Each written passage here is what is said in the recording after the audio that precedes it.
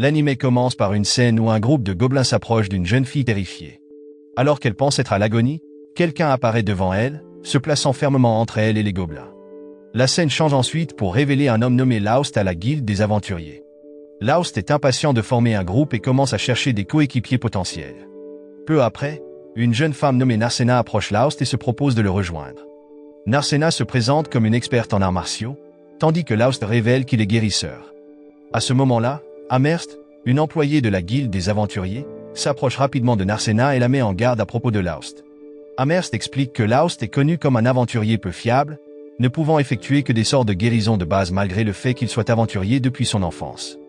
Elle ajoute que Laust est considéré comme trop faible pour être un guérisseur fiable, c'est pourquoi d'autres aventuriers et les habitants le laissent rarement participer à leurs équipes. Amerst avertit Narcena qu'elle pourrait regretter de s'associer à Laust, d'autant plus qu'il est également un homme pauvre sans argent. En entendant cela, Narcena répond avec confiance qu'elle a suffisamment d'argent et le montre à Amerst, qui lui conseille de le cacher rapidement, lui expliquant que la plupart des aventuriers en ville sont des voyous. Sachant que Narcena est une aventurière novice, Amerst lui propose de l'introduire dans une équipe plus adaptée aux débutants. Cependant, Narcena refuse et dit qu'elle a toujours voulu faire équipe avec Laust. Narcena se tourne alors vers Laust, exprimant son désir de former une équipe avec lui seul. Ils signent ensuite les papiers nécessaires et paient les frais requis pour établir leur équipe d'aventuriers, puis partent rapidement pour leur première mission. Laust suggère qu'ils explorent le labyrinthe des marmottes, malgré le conseil préalable d'Amerst de l'emmener vers les prairies de l'Ouest, une zone plus adaptée aux aventuriers débutants. Laust explique à Narcena que des monstres apparaissent fréquemment autour de la ville de Marmont, et les plus faibles ne se trouvent que dans les prairies de l'Ouest. Cependant, comme ces prairies sont vastes et qu'ils risquent de ne rencontrer aucun monstre, Laust décide d'emmener Narcena directement dans le labyrinthe. À l'intérieur du labyrinthe, Narcena montre ses compétences en combat en éliminant un groupe de gobelins. Lors de cette rencontre, ils collectent des pierres magiques qu'ils pourront ensuite vendre à la guilde des aventuriers pour un revenu supplémentaire. Au fur et à mesure de leur progression dans le labyrinthe, Narcena manque de peu de tomber dans un piège. Heureusement, Laust le remarque à temps et l'empêche de marcher sur un sol piégé mortel. Narcena se demande comment Laust a pu détecter ce piège, mais il répond simplement qu'il est assez expérimenté en tant qu'aventurier pour gérer des situations comme celle-ci dans le labyrinthe. Peu après, ils affrontent un monstre bien plus puissant que les gobelins. Narcena initie l'attaque en s'approchant du monstre à bout portant, mais elle est vite submergée lorsque le monstre la pousse contre un mur. Incapable de se dégager à temps, Narcena croit que le monstre va la tuer. Mais heureusement, Laust arrive juste à temps pour la sauver et tue le monstre d'un seul coup. En voyant cela, Narcena est surprise et se demande si Laust est vraiment seulement un guérisseur, puisqu'il a réussi à vaincre une créature aussi puissante. En réponse, Laust explique simplement qu'il est aventurier depuis longtemps et qu'il a maîtrisé quelques techniques de combat rapprochées pour se défendre. En remarquant le bras blessé de Narcena, Laust utilise ses capacités de guérisseur pour soigner sa blessure. Après une chasse mouvementée dans le labyrinthe, Laust et Narcena retournent à la guilde des aventuriers pour vendre les pierres magiques qu'ils ont collectées. Pendant ce temps, Amerst est visiblement surprise par la quantité de pierres magiques qu'ils ont réussi à rassembler, surtout en ne passant qu'une demi-journée dans le labyrinthe. En voyant certaines pierres provenant d'un semi-monstre, Amerst gronde Laust, soupçonnant qu'il a emmené Narcena dans les niveaux intermédiaires du labyrinthe, qui sont trop dangereux pour des aventuriers débutants. Cependant, Laust précise que le semi-monstre a été trouvé dans les niveaux supérieurs, où de telles créatures sont rarement vues. En entendant cela, Amerst suppose que quelque chose d'inhabituel se passe dans le labyrinthe, mais cette information n'est connue que des hauts responsables de la guilde. Amerst leur remet ensuite un sac d'argent provenant de la vente des pierres magiques, et Laust est stupéfait, n'ayant jamais gagné autant auparavant. Lorsqu'il travaillait pour le groupe Épée de Foudre, Laust n'était payé que de petites sommes. Amerst suppose que Laust a peut-être été trompé par ses anciens coéquipiers, et Narcena lui suggère de signaler cela à la guilde des aventuriers. Cependant, Laust refuse, car il souhaite laisser tout ce qui concerne son ancien groupe derrière lui, surtout maintenant qu'il a formé une nouvelle équipe avec Narcena. Peu après leur départ, Amerst est approché par son supérieur, Ansam, qui s'enquiert de Laust. À ce moment-là, Ansam suppose qu'Amerst a aidé Laust à trouver un coéquipier, mais Amerst précise que c'est Narcena qui a insisté pour faire équipe avec Laust. En même temps, Laust et Narcena se dirigent vers une auberge pour dîner et passer la nuit. Dans le calme de sa chambre, Narcena se remémore des souvenirs de son passé, révélant qu'elle était la jeune fille vue au début de l'histoire, et que Laust était l'homme qui l'a sauvée. À l'époque, Laust avait tué les gobelins et soigné son bras blessé. Profondément impressionné par Laust, Narcena décida que, Lorsqu'elle grandirait, elle deviendrait aventurière et formerait une équipe avec lui afin de pouvoir le protéger en retour. À partir de ce moment, Narcena se consacra à l'entraînement de son corps et à la maîtrise des arts martiaux. En entendant que Laost avait été exclu du groupe Épée de Foudre, elle décida de le retrouver dans la ville de Marmot et de lui proposer d'être sa partenaire. Bien qu'elle tente de rester optimiste, Narcena se sent un peu triste de constater que Laost ne semble pas la reconnaître. C'est compréhensible, car Narcena a grandi et la couleur de ses cheveux a changé. Cependant, elle se demande pourquoi les habitants de la ville appellent Laost un loser, malgré ses compétences impressionnantes. La scène suivante montre un flashback de Laost lorsqu'il faisait encore partie du groupe Épée de Foudre. À l'époque, il faisait face à une hydra féroce à 3 têtes, à la fois puissante et hautement venimeuse. Pendant la bataille, Laost est vu en train de soigner un membre du groupe, Saberia, qui a été empoisonné par le monstre, tandis que les autres élaborent une stratégie pour le vaincre. Le chef du groupe, Margulu, ordonne à son coéquipier, Armia, d'attaquer l'hydra avec sa magie. Cependant, Armia, paralysé par la peur, est incapable de lancer son sort.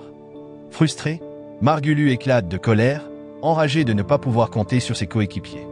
Il décide alors de les abandonner, laissant son équipe derrière lui pendant que Laost peine à transporter Saberia, blessé. Heureusement, le monstre les laisse s'échapper, permettant à tout le monde de survivre. Après cet incident, Margulu décide d'expulser Laost du groupe, et Saberia lui reproche leur échec à vaincre l'hydre. En plus de cela, Saberia interroge Armia sur la personne qui devrait être tenue responsable de leur échec, et, à contre-cœur, elle désigne Laost, de peur qu'elle ne soit elle-même exclue du groupe. De retour au présent, Laost se réveille, hanté par le souvenir de Margulu qui l'a chassé. Il se rappelle comment les membres de son ancien groupe l'utilisaient souvent comme appât pour distraire des hordes de créatures démoniaques.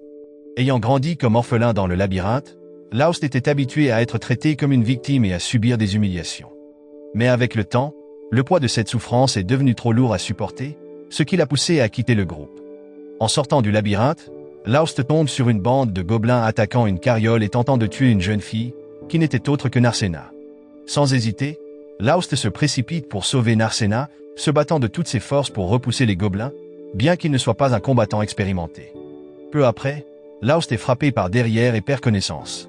Lorsqu'il ouvre les yeux, il voit Narcena assise près de lui, tandis que les chevaliers viennent enfin de vaincre les gobelins.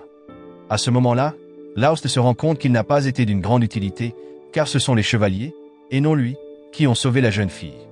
Pourtant, Narcena le remercie, appréciant son courage d'avoir retenu les gobelins suffisamment longtemps pour que les chevaliers puissent les sauver. Elle le qualifie même de mec cool, bien que son visage affiche de l'agacement lorsqu'elle apprend qu'il a été utilisé comme appât. Émue par cet incident, Narcena promet que, lorsqu'elle sera grande, elle deviendra aventurière et formera une équipe avec Laost pour le protéger. Laost est touché par ces paroles, bien qu'il doute qu'une jeune fille noble comme elle devienne un jour aventurière. Néanmoins, cette rencontre ravive son courage et sa confiance en lui, le poussant à poursuivre sa vie d'aventurier. Laost commence alors un entraînement assidu, étudiant la magie sous la direction d'un maître, pratiquant l'escrime et affinant ses compétences pour renforcer ses connaissances et ses capacités. Finalement, Laost rejoint le groupe Épée de Foudre, mais il est rapidement expulsé. De retour au présent, Laost se dit qu'il a de la chance d'avoir rencontré cette jeune fille et de poursuivre sa vie d'aventurier, car cela l'a conduit à retrouver Narcena. Le jour suivant, Laost et Narcena s'aventurent plus profondément dans le labyrinthe et découvrent un pentagramme souvent utilisé comme portail de téléportation. Bien que les portails de téléportation soient pratiques, Laost explique que la magie de téléportation a disparu depuis des centaines d'années, et que personne aujourd'hui n'a la capacité de créer de nouveaux portails. Malgré cela, ils décident d'utiliser l'ancien portail pour atteindre le centre du labyrinthe. À leur arrivée, ils sont confrontés à des monstres démoniaques sans corps physique, faits entièrement d'esprit. Comme ces démons ne peuvent pas être attaqués physiquement, Laost propose de fuir. Cependant, Narcena lui assure qu'elle peut les vaincre, et Laost, ayant confiance en son jugement, accepte de suivre son plan. Laost attire alors le monstre, le faisant s'approcher tandis que Narcena se prépare à frapper avec son poing, chargé d'énergie intérieure appelée prana. En utilisant ce pouvoir, Narcena inflige un coup physique qui détruit facilement la créature démoniaque. Après le combat, Laost remarque que Narcena est blessée, alors il la soigne à l'aide d'un outil magique qui améliore l'effet de guérison. Peu après, ils retournent en ville pour vendre leur pierre magique à Amerst, qui semble satisfaite, sachant qu'elle toucherait également une commission sur la vente. Le soir, alors qu'ils se promènent dans le marché, ils entendent un tumulte provoqué par des aventuriers qui se disputent. De telles querelles deviennent de plus en plus fréquentes dernièrement, car de nombreux aventuriers d'autres villes, surtout des fauteurs de troubles, sont arrivés récemment, causant souvent des perturbations. Au dîner, Narcena interroge Laust à propos d'une grande tour visible de partout en ville. La tour est étrange, sans porte ni fenêtre, et sans motif sur sa surface. Laust répond qu'il ne sait pas grand-chose à ce sujet. En interrogeant les habitants, il apprend que les ouvriers suivaient simplement un plan fourni par un agent mystérieux. Pensant que la tour ne représentait aucune menace, ils ont terminé sa construction. Laust trouve qu'il aurait été plus sage de construire des murs ou un fossé autour de la ville pour se protéger des attaques, plutôt qu'une tour étrange qui semble n'avoir aucun but. De retour dans leur chambre, Narcena pense à dire quelque chose à Laust, mais elle décide de se taire. Elle espérait partager une chambre avec lui, tandis que Laust est heureux d'avoir une compagne non seulement gentille et loyale, mais qui lui témoigne également un véritable respect. En même temps, Laust se demande s'il reverra un jour la jeune fille qu'il avait sauvée, sans réaliser qu'il s'agissait en fait de Narcena. Pendant ce temps, Margulius présente ses membres à leur nouvelle guérisseuse, Laera, alors qu'il se prépare à affronter l'hydre. Margulius prévoit d'attaquer le monstre de front, avec Laera pour l'assister. Cependant, Laera exprime des inquiétudes, lui rappelant qu'en tant que guérisseuse, elle n'est pas faite pour le combat au corps à corps. Margulius réplique que leur ancien guérisseur, Laust, l'a souvent aidé à combattre en première ligne, car il maîtrisait quelques techniques d'attaque à courte portée. Saberia ajoute que Laust avait même réussi à trancher l'une des têtes de l'hydre lors de leur dernier affrontement. En entendant cela, Laera est choquée d'apprendre qu'un guérisseur comme Laust ait pu accomplir un tel exploit.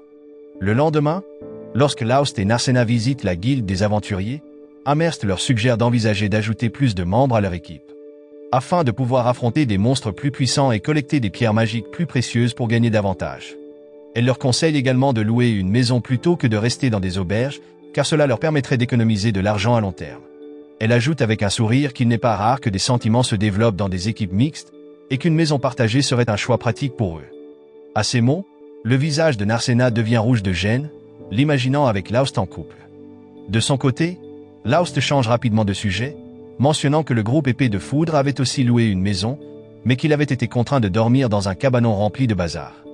Pendant ce temps, le groupe épée de foudre semble avoir échoué à nouveau dans leur tentative de vaincre l'hydre. Cette fois, ils ont subi encore plus de blessures qu'au moment où Laust était avec eux.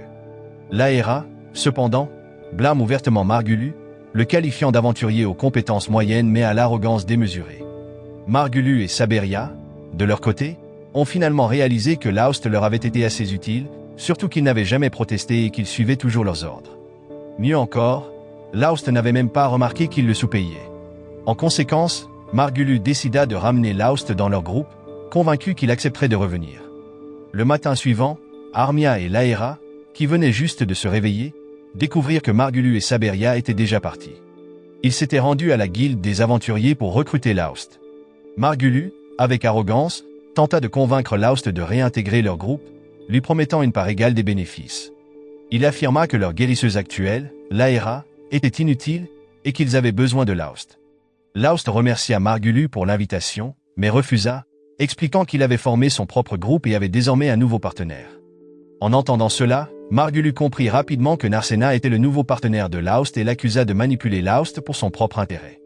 Il accusa même Amherst de comploter avec Narcena pour tromper Laust. Cependant, Laust défendit Narcena devant tout le monde, déclarant qu'il n'hésiterait pas à riposter contre quiconque oserait lui faire du mal. Il prit ensuite Narcena par la main et s'éloigna, laissant Margulius et les spectateurs stupéfaits par sa prise de position audacieuse. Peu après, Margulius annonça qu'il recherchait un combattant puissant pour l'aider à vaincre l'hydre. À sa grande surprise, un homme nommé Sig s'avança et se proposa de rejoindre le groupe. Margulius, cependant, écartait Sig et le défia dans un duel en 1 contre 1. De manière inattendue, Sig défait facilement Margulius, lui ôtant son épée avant même que le combat ne commence en la faisant tomber de sa main. Les spectateurs commencèrent à murmurer, qualifiant Margulius d'homme arrogant qui se voyait comme puissant, mais qui n'était en réalité qu'un homme moyen. Margulius se sentit immédiatement humilié, mais il prétendit avoir retenu ses coups pour sauver la face. Malgré cela, il décida de recruter Sig, bien que Saberia restât suspicieuse à son égard, car Sig portait un masque pour cacher son visage. Margulius assura Saberia qu'il devait vaincre l'hydre rapidement, car leur groupe, l'épée de foudre, avait vu sa réputation chuter après plusieurs échecs. Pendant ce temps, Armia et Laera approchèrent Laust pour lui demander son aide. Elles lui expliquèrent que Margulius avait recruté un nouvel aventurier, poussé par son ambition de vaincre l'hydre. Laera ajouta que Margulius avait été imprudent, mettant presque la vie d'Armia en danger, et qu'elle craignait qu'il ne commette la même erreur. Armia expliqua que l'hydre se remettait encore de la blessure que Laust lui avait infligée à la tête, mais qu'il n'y avait aucune garantie qu'il puisse la vaincre. Elle supplia donc Laust de les aider à tuer l'hydre, lui demandant essentiellement de revenir dans le groupe de l'épée de foudre, car elle avait peur qu'ils ne soient tous tués autrement. En entendant cela, Narcena se sentit agacé, frustré qu'Armia se soucie encore de Margulius malgré son indifférence à la sécurité de ses coéquipiers. Narcena questionna le comportement d'Armia envers Laust lorsqu'il faisait partie de leur groupe, mais Armia expliqua qu'elle avait agi ainsi par peur d'être rejetée du groupe. Bien que Margulius fût arrogant, égoïste et agaçant, Armia le considérait comme son compagnon et ne voulait pas qu'il lui arrive quelque chose, ou pire encore, qu'il perde la vie. Les larmes aux yeux, Armia s'excusa auprès de Laust, avouant qu'en tant qu'aventurière novice, elle avait peur d'être abandonnée par ses coéquipiers. Laëra, essayant de soutenir Armia, expliqua à Laust qu'Armia avait même prononcé son nom dans son sommeil, répétant qu'elle lui demandait pardon. Entendant cela, Laust tendit la main à Armia, lui disant qu'il lui avait déjà pardonné. Il ajouta qu'il n'en voulait ni à Margulius ni aux autres, bien qu'il n'ait aucune intention de revenir dans le groupe de l'épée de foudre. Abattue par le refus de Laust, Armia sembla triste, mais elle comprenait qu'elle ne pouvait pas le forcer à les aider. Plus tard, pendant qu'ils mangeaient, Laust suggéra à Laëra de quitter le groupe si elle souhaitait éviter de supporter les mauvais traitements de Margulius. Cependant, Laëra admit qu'elle n'était pas particulièrement préoccupée par les mauvais traitements, mais qu'elle était plus inquiète pour Armia et ne voulait pas la laisser seule avec Margulius et son groupe. Le lendemain, Margulius présenta Sig au groupe, et à en juger par son expression, Laëra sembla le reconnaître. Lorsqu'ils se retrouvèrent seuls, Laëra tenta d'affronter Sig et confirma son déguisement en remarquant son épée. Elle lui demanda pourquoi il était venu en ville déguisé, mais Sig refusa de répondre.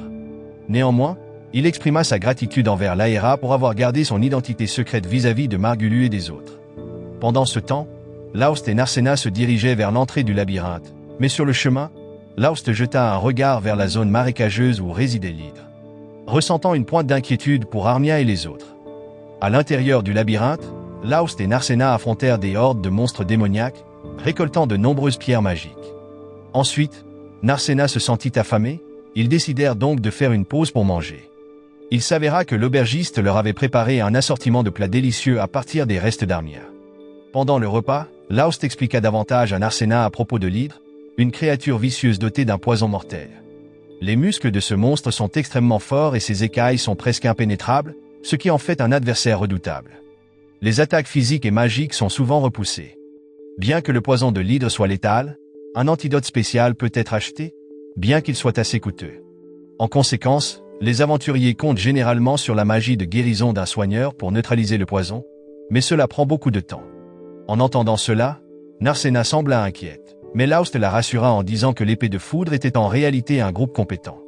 Malgré son mauvais comportement, Margulius possédait une épée assez impressionnante, et Saberia était connue pour sa vitesse et son agilité. Narcena, agacé, répliqua que Laust les surestimait, mais Laust répondit qu'il était simplement honnête.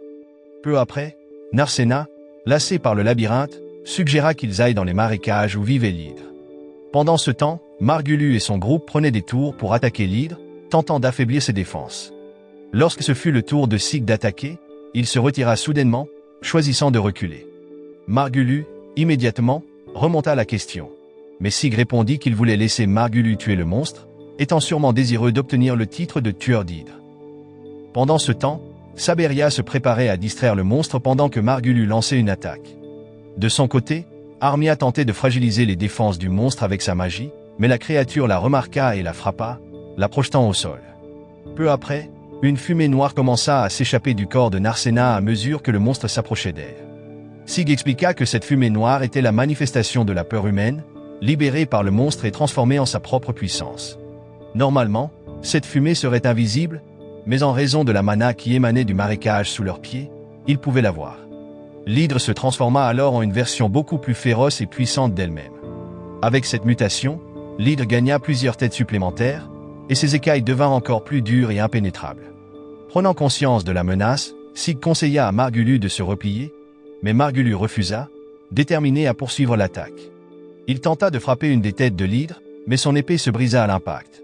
Distrait, Margulius ne remarqua pas que l'hydre préparait une attaque mortelle contre lui. Heureusement, Laust arriva juste à temps pour lui sauver la vie. Laust et Narcena tentèrent ensuite de combattre l'hydre, mais Sig leur conseilla de se retirer et d'assister Armia. Laust vérifia rapidement l'état d'Armia et utilisa une technique de guérison combinée pour la soigner. L'Aéra fut stupéfaite, n'ayant jamais entendu parler ni vu une telle technique auparavant.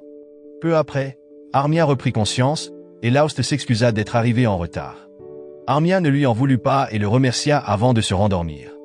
Pendant ce temps, Sig informa Laust que l'hydre l'avait pris pour cible, le défiant directement. Sig donna l'ordre à Margulu et aux autres de se replier tandis que lui et Narcena aideraient Laust à affronter le monstre. Grâce à une coordination efficace, ils réussirent à coincer l'hydre, et Sig parvint à trancher l'une de ses têtes avec son épée. Impressionné, Margulu observa la prouesse de Sig, tandis que l'Aéra expliqua que l'arme de Sig était une épée magique légendaire dotée d'un pouvoir terrifiant. Pendant le combat, Narcena baissa sa garde par inadvertance, ce qui permit à l'hydre de la frapper et de la rendre inconsciente. En même temps, Sig se préparait à lancer une contre-attaque, mais Laust l'arrêta, réalisant que l'hydre avait pris Narcena en otage, le forçant ainsi à affronter le monstre seul. Il devint clair que l'hydre n'était pas seulement devenue physiquement plus forte, mais qu'elle possédait aussi une intelligence bien supérieure à celle des monstres habituels. Laust se prépara à attaquer, mais après un court instant, l'hydre le renversa, le laissant sans défense. Laust tenta de saisir son épée et de se relever, mais il perdit finalement conscience. Peu après, Laust se releva soudainement, son corps maintenant entouré de mana, avec une corne qui émergeait de son front, le transformant en une forme bien différente de ce qu'il était auparavant. Grâce à cette force extraordinaire, Laust parvint à tuer l'hydre sans difficulté. Cependant, après avoir vaincu le monstre, Laust s'effondra soudainement. Un peu plus tard, Laust se réveilla pour trouver Narcena à ses côtés, complètement rétabli grâce à l'antidote que l'Aéra lui avait administré. À ce moment-là, l'Aéra voulait interroger Laust sur son incroyable pouvoir, mais Sig l'arrêta rapidement. Pendant ce temps, Margulu semblait satisfait de leur succès contre l'hydre et prévoyait de diviser les profits de la vente des pierres magiques uniquement entre Saberia et Laust. Estimant que les autres n'avaient pas contribué à la bataille, Saberia alla jusqu'à qualifier Armia de magicienne inutile, et Margulu suggéra même de vendre Armia à cause de son apparence attrayante. En entendant cela, Laust fut immédiatement rempli de colère, mais Narcena frappa rapidement Margulu, frustré.